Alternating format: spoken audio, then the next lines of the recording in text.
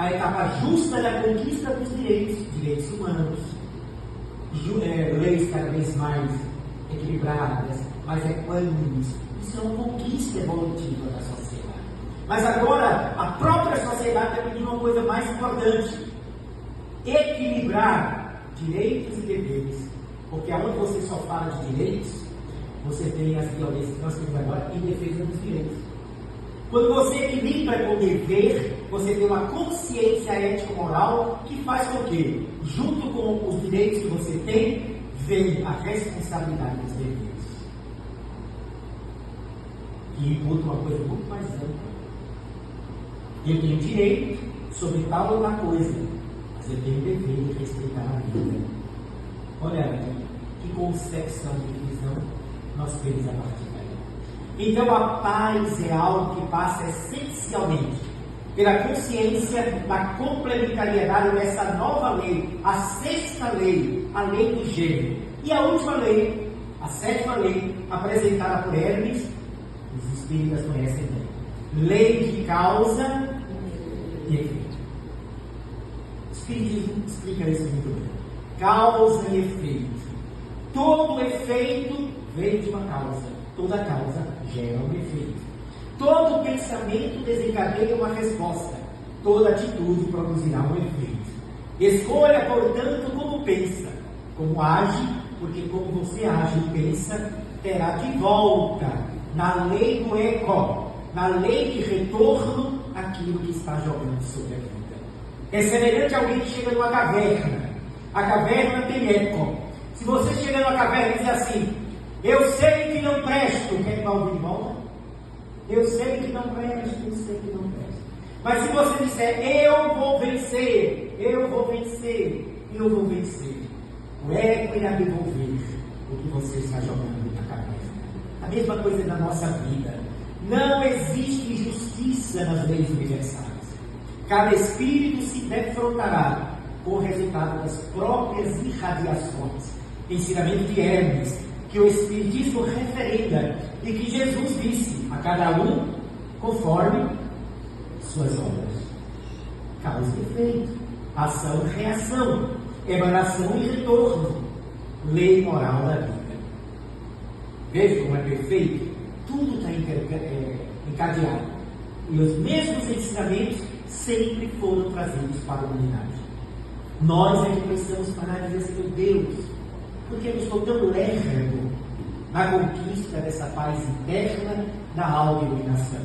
Às vezes o meio espírita tem uma frase que eu não concordo, e tenho debatido colocado isso. Por exemplo, eu já escutei muito no meio espírita alguém dizer assim: olha, em cada encarnação a gente sobe um degrau. Por que quer? Porque se eu quiser, eu subo 50 degraus. Você sobe 30, sobe 100. Livre-arbítrio, determinação. Paulo de Tarso não ficou chorando sentado quando conheceu Jesus. Ai meu Deus, eu fui a causa da morte de não sei quantos cristãos. Ficou chorando? Não, ele foi à luta. Ao ponto que concretizaram o seu processo de iluminação e de conversão na própria existência de Paulo. No final, próximo ao seu desenlace, ele diz: não sou eu mais quem vive, Cristo é quem vive em mim. Conversão. Lembra? Agora, quando a gente não quer se mover, aí vem a lei que pelo menos empurra a gente para um degrau. Por isso que tanta encarnação a gente tem necessidade de ter, porque a gente também é muito lento. Ah, velho, mas a natureza não dá salto. A gente usa essa expressão para dar uma interpretação da nossa acomodação. A gente adora dizer assim: só Jesus na causa. O que é isso? Preguiça moral.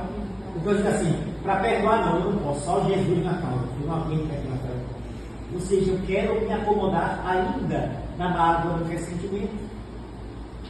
Então eu coloco desculpas. Eu pego a ideia assim: a natureza não dá salto, e interpreto o que diz assim: eu não vou correr, porque eu tenho várias encarnações pela frente. Isso é acomodação. Não é esse o sentido da interpretação. Nem você pode fazer uma coisa atabalhoada, mas também não pode se acomodar. Ah, é só subir uma encarnação. Na próxima melhora isso, porque não melhora agora. A lei vai perguntar isso. Se você tinha consciência, por que você não melhora agora? Por que vai deixar para depois? Não, porque é mais complicado. Mas não, é porque a gente... Olha, ninguém é tentado naquilo que não gosta. O que é tentação? Tentação é apenas a sombra que a gente carrega na gente e a gente gosta. Ninguém é tentado porque não tem, não gosta não. Se o Espírito chegar agora aqui para mim e dizer assim, Fred, termina logo esse boss e vamos tomar uma cachaçinha ali. Ele vai cansar, porque eu não bebo. Entendeu? Não vou ser tentado porque eu não tomo bebida alcoólica. Agora, se ele quer me pegar, ele me analisa, vê os muitos defeitos que eu tenho e examina exatamente aquele mais à flor da pele, é a lei que eu vou entrar. Se ele não tiver vigilante, eu pego. Entendeu? Então, tentação é apenas o que há dentro da gente, não superado.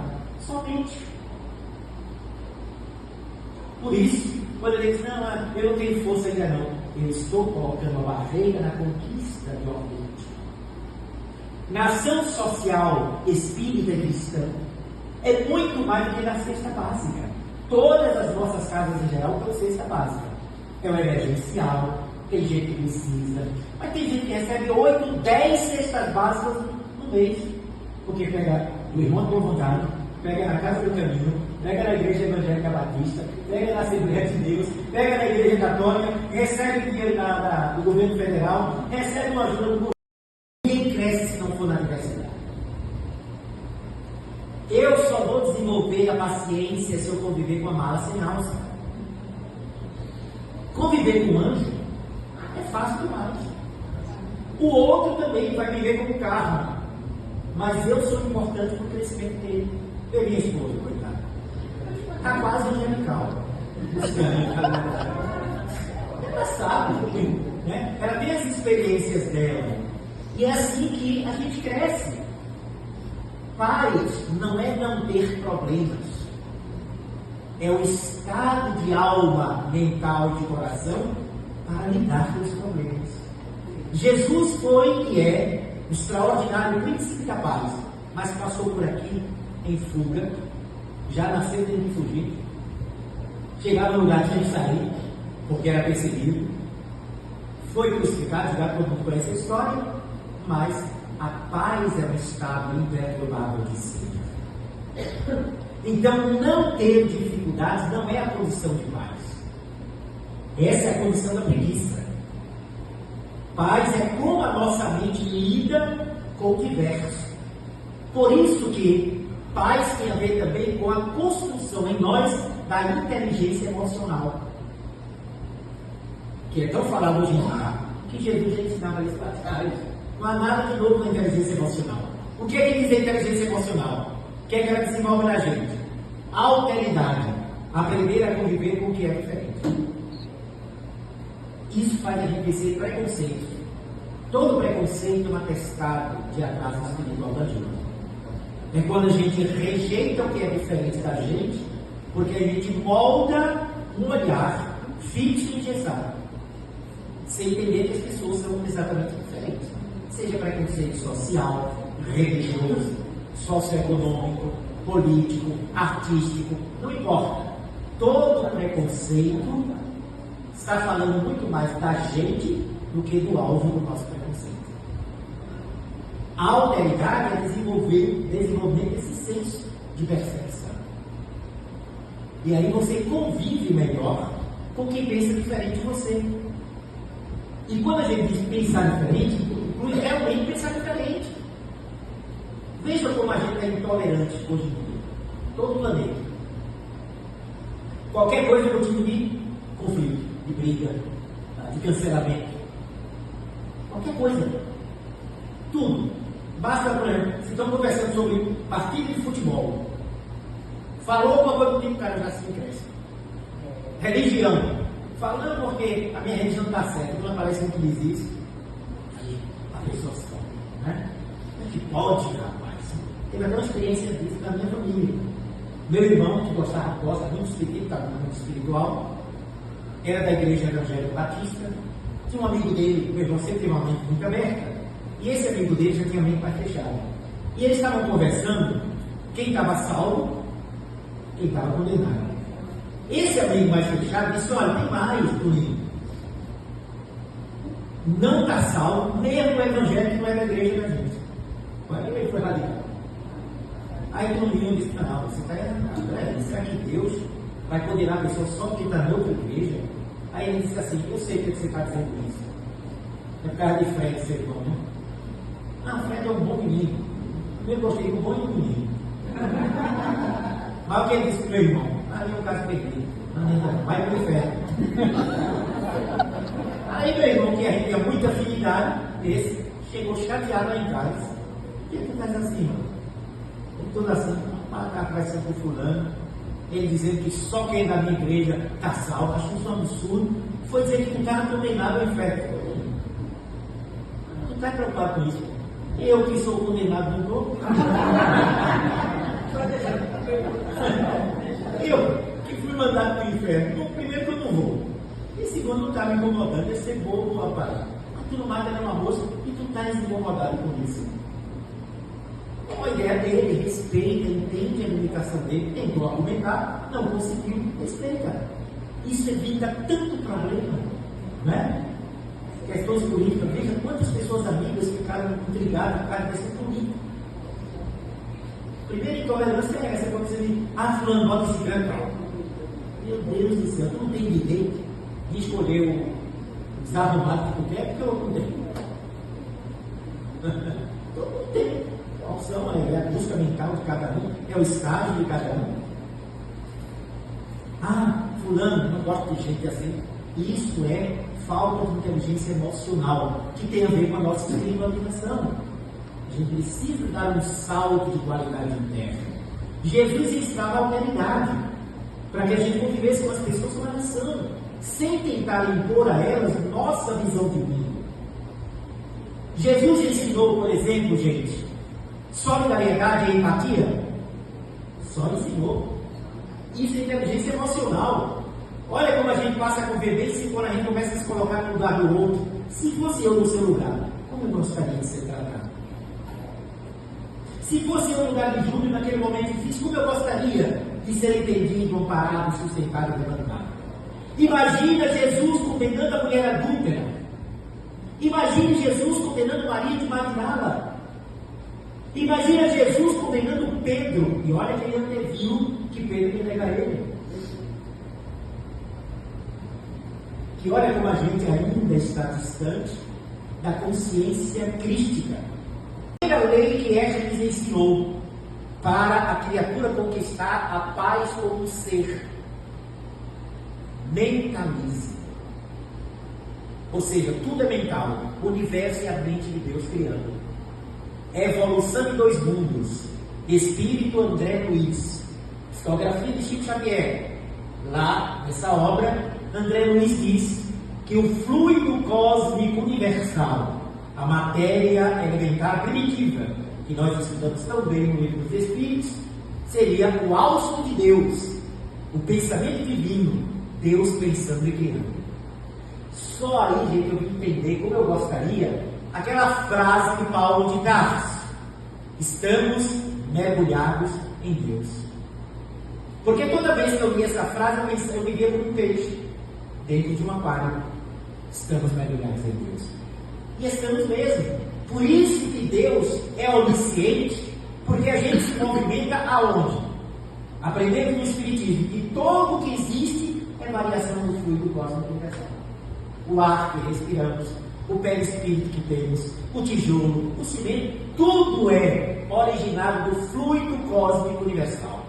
E se o fluido cósmico universal é a mente de Deus criando, é Deus pensando, logo nós estamos nos movimentando na mente divina.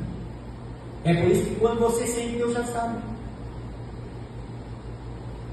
Porque o fluido cósmico é, na verdade, a ramificação nervosa onde Deus capta tudo.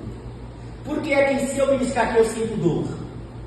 Porque há uma ramificação nervosa que manda para o meu cérebro a informação que algo me beliscou. Entendeu?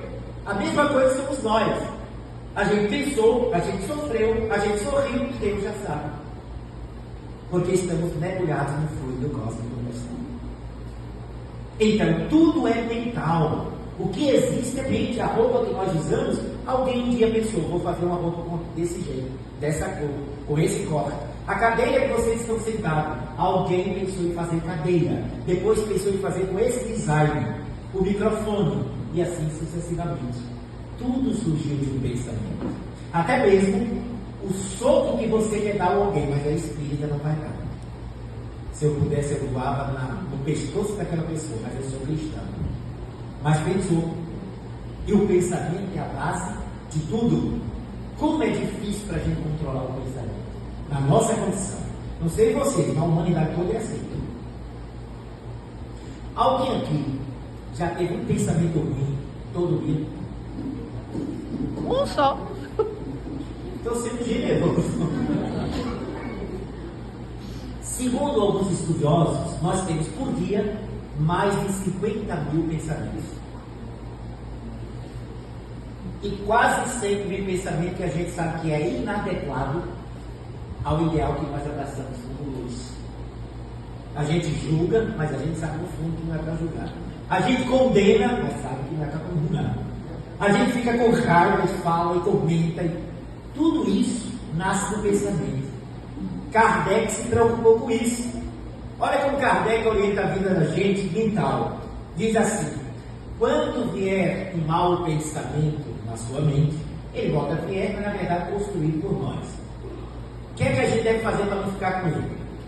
Impedir não impede, porque o nosso estágio atual, infelizmente, a gente não é suficientemente educado para não ter pensamento desagradável. Não é. Mas podemos fazer o quê? Chegou, sacode a cabeça e bota um pensamento contrário àquele que você pensou. Ah, eu não gosto de Gisele, eu não gosto daquela mulher. Meu Deus, eu não posso, eu sou espírita. Eu tenho que aprender a respeitar. Ela é minha irmã. Pronto, olha, você já está opondo um bom pensamento ao pensamento negativo. É assim que a gente vai criar o automatismo mental sadio. Porque por enquanto a gente sofre do automatismo mental negativo. É aquele que vem no automático. À medida que a gente se educa, a gente começa a ir para o automático construtivo. Aprendemos a pensar tão bem, equilibradamente, que daqui a pouco não vai ter espaço dentro da gente para pensar mal. Gente, tá legal a abordagem, como é que tá? Autorrealização. E o que é autorrealização? Sermão da montanha. As bem-aventuranças. O que é um ser bem-aventurado? Vocês que entendem de céu. Me digam aí, o que é um ser bem-aventurado? Felizes duas vezes. Oi? Felizes duas vezes. Felizes duas vezes. Muito bem. O que mais? É aquele que carrega consigo a consciência tranquila do dever cumprido. O filósofo reencarnado, Rousseau, acabou de definir o. Mas tem mais, tem mais. Alguém quer acrescentar? O que é o ser bem-aventurado? Está corretíssimo. As duas colocações são maravilhosas. O que mais? Alguém quer dar a sua definição mais? A síntese disso, das duas colocações é: o bem-aventurado é um ser autorrealizado. Quando Jesus explanou a bem-aventurança, ele estava falando dele mesmo, uma autobiografia. Por isso que ele falou com tanta confiança e segurança sobre bem-aventurados. Porque ele já tinha feito isso dentro dele. Jesus já era um espírito realizado quando esteve aqui. O espírito mais puro, nosso guia e modelo, o governador espiritual da terra. Então a bem-aventurança é um processo que cada espírito está realizando na sua intimidade. E olhando para vocês, eu estou vendo futuros franciscos de Assis. Eu sei que está bom, mas vai. Tenho confiança, eu não. Vai. Tenho fé. Olhe para mim, por favor, vocês todos. Olhem para mim, por favor. Não tire os olhos. Aproveite. Porque vocês estão olhando um futuro autorrealizado. É a lei de evolução. Agora, essa autorrealização, ela não virá fortuitamente, nem virá porque você frequenta o IBV, nem virá porque você comunga todos os domingos. Não virá porque eu pertenço aos cultos e carrego a Bíblia comigo. Não. Esse processo se realizará através de um esforço sincero, através daquilo que Sócrates chamava de palingenesia, que na linguagem nossa, reencarnação, vários nascimentos. A educação da nossa mente é um grande desafio, porque tudo começa no pensamento. Nada que existe, nada, absolutamente nada, surge que não seja na mente. Antes de Cristo, um homem que era considerado o mais sábio de todos, acho que você já ouviu falar dele, chamado Hermes Trismegistus. Alguém já ouviu falar? Não? Quem não ouviu falar, levante a mão. 99,4%. Hermes viveu no Egito. O sobrenome dele significa 3 vezes grande, ou 3 vezes mestre. Trismegistus. Ok? Quem torce pelo Santa Cruz, que é karma, é tricolor. 3 cores.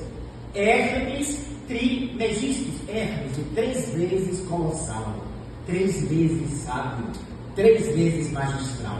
Muito bem. Quem não ouviu falar, mas já ouviu falar em referência sobre isso. Quer ver uma coisa? Alguém aqui já ouviu essa expressão?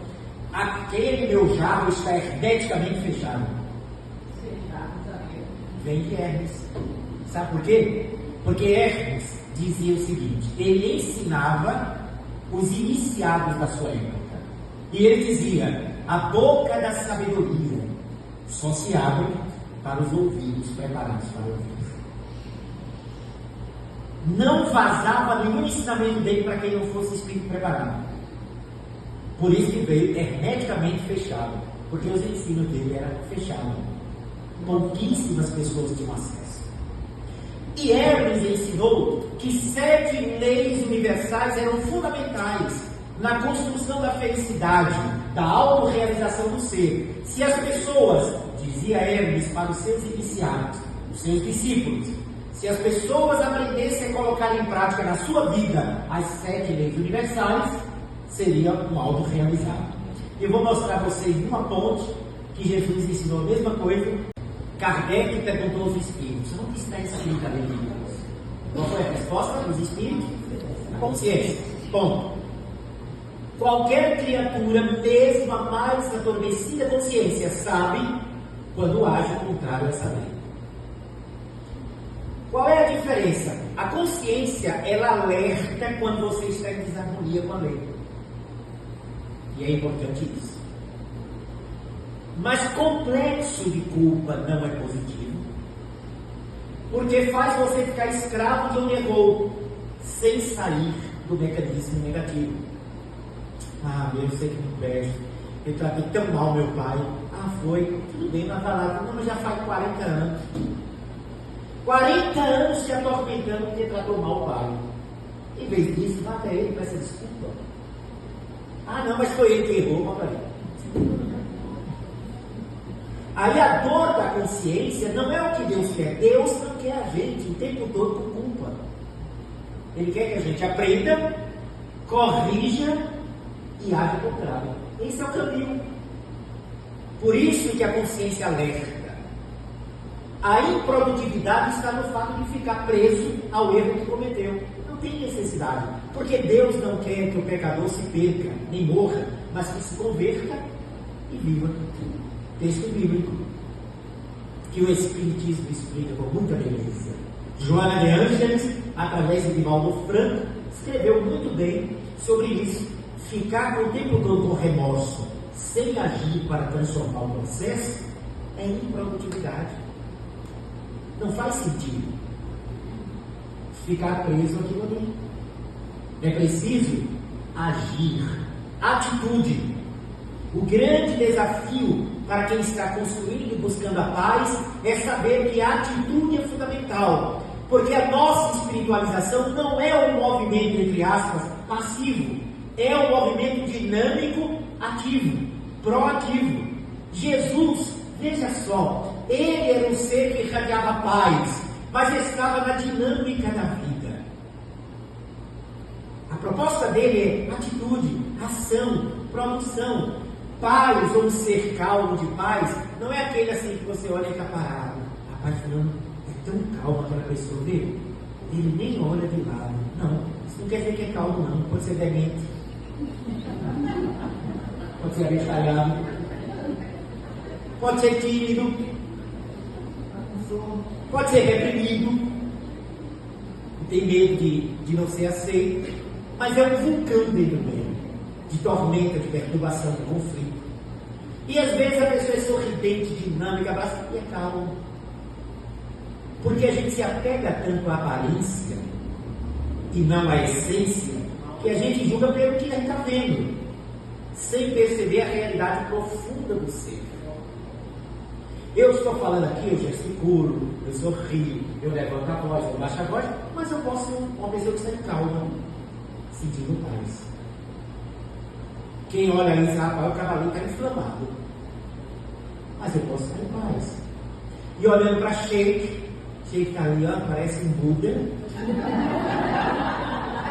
E pode estar lá dentro dele, ele pode estar assim, meu Deus do céu, o Fred está dizendo umas coisas que tem que corrigir muita coisa. E começar a ficar inquieto. É o estado vibratório da criatura. O espírito é vibração. Aí é a terceira lei que Hermes Trismegisto nos ensinou. Qual é a primeira lei? Aqui para vocês aprenderem. Primeira lei, mentalismo. Segunda lei, conforme em cima, corresponde embaixo. Terceira lei, vibração. A gente conhece isso no espiritismo, né? Vibração. Tudo vibra na vida, nos universos, nas dimensões. A gente olha essa parede aqui, está parada, não está? Tá não? Pois é, tá não. Porque cada átomo e molécula está vibrando. E vibração é movimento, gente. Por mais imperceptível que seja, tudo está vibrando. Nada está parado. A Terra está girando sobre o seu próprio eixo com uma velocidade extraordinária. Cadê que a gente está sacudindo para lá e para cá? Ninguém sente, né? Mas está em movimento. E não só em torno do seu eixo, rotação, translação também, em torno do Sol, girando com o Sol do universo em alta velocidade. E a gente não sente. Mas tudo é vibração. E é essa lei de vibração que diz Hermes, faz com que, se você aprende e domina a consciência disso, você aprende que essa lei de vibração, ela desencadeia uma coisa chamada sintonia. O que você vibra vai desencadear uma frequência. Essa frequência vai entrar em correspondência com o que vibra na mesma faixa. E isso cria uma afinidade. Lembra quando eu disse? Quem é responsável pelos espíritos que nos acompanham? Nós. Vibração. O que você vibra define para onde você está indo. O que você vibra vai definir o que vai atrair. Veja comigo. Alguém aqui tem ojeriza a barata? Eu entendo. Pronto. Nossa irmã foi corajosa. A única que assumiu. Barata. Tem um amigo nosso, que é até conhecido de alguns aqui, que a família dele, por tradição, tem medo. Não é nojo, não é medo de barata. Estou falando dos homens. Começou com o pai dele.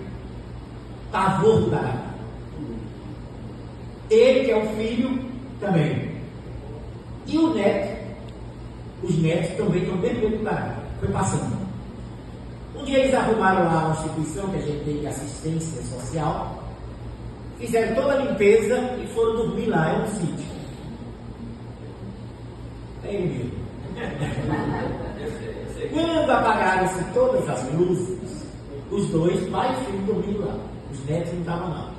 Quando apagaram-se as luzes, no maior escuro, o pai disse: "Dono, acende a luz, que tem uma barata olhando para mim." No escuro.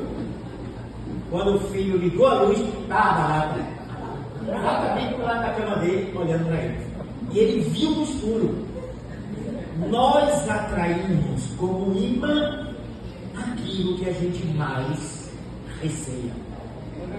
Porque o medo é a frequência mais baixa que tem. A frequência do medo. Ela é de baixo teor. Ela atrai. Aí entra vírus, bactérias, etc. Que tem vibrações também baixas. Então é uma questão de identificação. A pessoa que não suporta sapo, dia, vai para um lugar que até faz tempo que não aparece, mas quando ele está lá, o triste chega até na bacia do aparelho. É incrível, né? Isso é bom para a gente refletir. Na prática, a pessoa não sai para canto nenhum, porque eu tenho medo de ser assaltado. Olha, eu não quero criar terrorismo, não. O assaltante vai para lá. Se você não sai, ele vai. É força da atração, gente. O que você tem medo, mexe, atrai, você irradia o medo. Veja o cachorro. Se o cachorro perceber que você está com medo, ele pode atacar. Porque ele sente, não é faro, é vibração. Hoje já se sabe que os nossos pets, quando a gente vai chegar, ele não sempre pensava antigamente que era o faro, né? Não, às vezes, 1 quilômetro de distância, você está voltando para casa, ele já começa. Por quê? Porque ele já está sentindo a sua vibração. Tem até uma história, me permitam abrir parênteses, tá? Daqui a pouco tem intervalo, viu, gente? Vocês estão muito cansados, não é? Beleza. Aqui aconteceu isso aqui no perto do shopping Itacaru. Tinha uma parada de ônibus ali, onde tem o manguezal, perto da nossa militar. Tinha muito assalto ali. Tanto que os ônibus já não estavam parando e quase ninguém ia para lá pegar o ônibus e tinha medo de ser assaltado. Era assalto direto. E quando foi uma noite, quase 11 horas da noite, uma jovem senhora muito bem vestida, com aquela bolsa Vitor Hugo, fica com a mão assim, né? Toda pousuda, com o cabelo assim bem penteado, naquela parada fatal. Só ela, quase 11 horas da noite. Corajosa, né? E não é que saiu do manguezal, o assaltante, com a arma deste tamanho, e foi logo gritando para ela: passa essa bolsa ou eu estouro sobre o ombro. Para a surpresa do assaltante, ela manteve tranquilidade. É difícil, né? Todo mundo fica logo nervoso. E o assaltante veio que ela estava calma, tranquila, nem deu a bolsa. Ele repetiu: se você não passar, eu vou atirar agora na sua cabeça. Aí ela disse a frase que impactou. Ela disse assim: mas a vida é muito engraçada. Disse para o assaltante: quando eu era viva, nunca fui assaltado. Agora eu vou ter. Isso o cara corre até hoje.